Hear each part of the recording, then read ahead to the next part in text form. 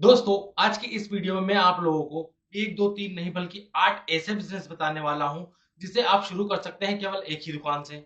और तो और इन बिजनेसेस को हम तब स्टार्ट करेंगे जब ये अपने पीक सीजन में होगा और इसकी वजह से आपके जो बिजनेस है वो कभी फेल नहीं होंगे और जो प्रॉफिट है वो आप 2 गुना 3 गुना और 4 गुना तक भी आसानी से उठा सकते हैं कम लागत में। 365 के 365 दिन पैसा कमाना चाहते हैं तो ये जो रोटेशन प्लान है केवल आपके लिए है। तो दोस्तों, मैं हूं रमेश और ये है बिजनेस डाइट का ऑफिशियल वीडियो जिसमें मैं आप लोगों को बताने वाला हूं सीजनेबल बिजनेस के बारे में। और इस तरह के बिजनेस को स्टार्ट करने के लिए आपको चाहिए होती है मार्केट में एक दुकान। और अगर ये दुकान आपकी लोकल मार्केट में हुआ फिर तो आपकी बल्ले बल्ले हो गई। तो दोस्तों, हम शुरुआत करते हैं जुलाई से, जिसमें आपको कर लेनी है रक्षाबंधन की तैयारी। सीधे आप होलसेल मंडी जाइए और वहां से आप ट्रेंडिंग राखियां ले आइए। राखियों में आपको 200-300% का मार्जिन होता है और इसके साथ में सबसे ज्यादा चलने वाले आइटम है रुमाल, नारियल और दिए। जो दोस्तों नारियल और जो दिए है ना वो हर त्योहार की जान है, तो आपको हर सीजन में इसे रखना ही रखना है। और दोस्तों, जैसे ही आपकी राखी खत्म हो जाए ना तो आप 16 अगस्त का इंतजार मत कीजिए, क्योंकि उससे पहले आता है 15 अगस्त, जिसमें आपको लेके आने फ्लैग्स, बैगेजेस, ड्राई कलर और भी बहुत सारी ऐसी एसेसरीज है जो कि बच्चों को बहुत पसंद आती है। और इन सबको लाकर रंग दीजिए पूरे तिरंगे से अपनी दुकान को। और दोस्तों, ये जो सारी चीजें है ना लोग अपनी भावनाओं से जुड़ के खरीदते हैं, तो इसमें मोलभाव बहुत ही कम करते हैं। और दोस्तों, जैसे ही आपका 15 अगस्त खत्म होता है आपको इंतजार नहीं करना है, क्योंकि जस्ट 15 अगस्त के बाद में आपको तैयारी कर लेनी है कृष्ण जन्माष्टमी की और करवा चौथ की। और इसमें आपको कान्हा जी की छोटी छोटी मूर्तियां, उनके वस्त्र और उनके श्रृंगार का सामान, ये सारी चीजें लाके आपकी दुकान में भर लेनी है। और साथ ही साथ आपको करवा चौथ के लिए सजावटी थाली और छल्ली ला के रख लेनी है। और याद रखिएगा, जहां पे लेडीज कस्टमर ज्यादा आती है ना उस दुकान में भीड़ हमेशा बनी रहती है। और जैसे ही कृष्ण जन्माष्टमी और करवा चौथ का त्योहार खत्म होता है तो फिर आता है सबका पसंदीदा त्योहार, दिवाली। और जब दोस्तों दिवाली आती है ना तो ऐसा कोई सा भी आइटम नहीं है जो ना चलता हो, क्योंकि हमारे देश में दिवाली एक ऐसा त्योहार है ना जिसमें सालों से पड़ा हुआ स्टॉक भी आराम से धड़ल्ले से निकल जाता है और हर व्यापारी इस त्योहार का जरूर इंतजार करता है। और जो दिवाली में सबसे ज्यादा चलने वाली चीजें हैं उसमें सबसे पहले आते हैं आपकी सीरीजेस, उसके बाद में रंगोली, फिर आती है आपकी सजावटी मोमबत्ती और सबसे मेन बात, भाई ये पटाखों का त्योहार है तो पटाखे तो सबसे ज्यादा बिकेंगे ही बिकेंगे ना।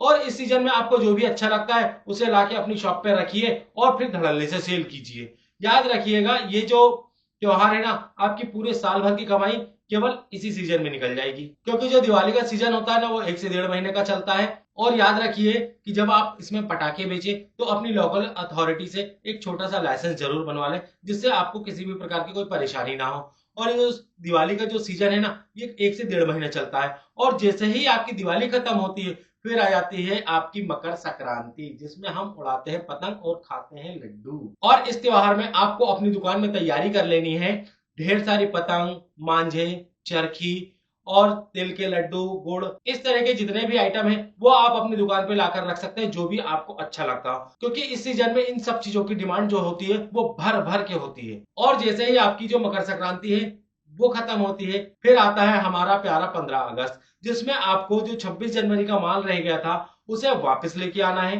और उसे फिर से अपनी दुकान में पूरी तरीके से सजा दीजिए और भर दीजिए अपनी दुकान को रंगों से। और जो 15 अगस्त का जो बचा हुआ माल है वो आपका 26 जनवरी को यूज में आ जाएगा। और जैसे ही हमारी 26 जनवरी खत्म होती है उसके बाद लग जाता है फरवरी।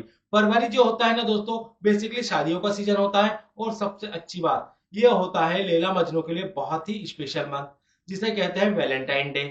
इसमें आप क्या कर सकते हैं, इसमें आपको भर लेनी है अपनी दुकान में आर्टिफिशियल ज्वेलरी और गिफ्ट आइटम, जो कि बहुत ज्यादा चलेंगे। और फिर जैसे ही वैलेंटाइन डे खत्म होता है फिर दस्तक देती है हमारी होली, जो कि मार्च में आती है। इसमें आपको रंग, गुलाल, पिचकारी और हाँ पक्के रंगों का स्टॉक जरूर रखें, क्योंकि उसकी जो डिमांड है ना वो लोग पूछते पूछते आते हैं कि भाई कहाँ मिलेगा। और जैसे ही होली खत्म होती है उसके थोड़े से दिनों बाद में लग जाती है बच्चों की छुट्टियां, और इस समय रखने हैं आपको अपनी दुकान पे खेल खिलौने, स्पोर्ट्स के आइटम जैसे बैडमिंटन, बैट बॉल, रैकेट, और साथ ही साथ स्टेशनरी के आइटम भी रखने हैं जैसे बैग, कॉपी, किताब, पेंसिल, रबड़ और भी ऐसे ढेर सारे आइटम है जो स्टेशनरी में आते हैं, तो उसे आप रख लीजिए। क्यों? क्योंकि जैसे ही जून में स्कूल खुलेंगे तो सारे पेरेंट्स की भीड़ केवल आपकी दुकान पे लगेगी। और दोस्तों, जैसे ही जून खत्म होता है फिर लग जाता है आपका जुलाई और फिर आपको तैयारी कर लेनी है राखी की। और इस तरह से आपका जो सर्कल है वो रोटेट होता रहेगा और आपकी जेब में पैसा आता रहेगा। दोस्तों, इस बिजनेस की सबसे अच्छी बात बताऊं कि इसमें आपका पैसा कभी भी ब्लॉक नहीं होता और जो बचा हुआ स्टॉक होता है ना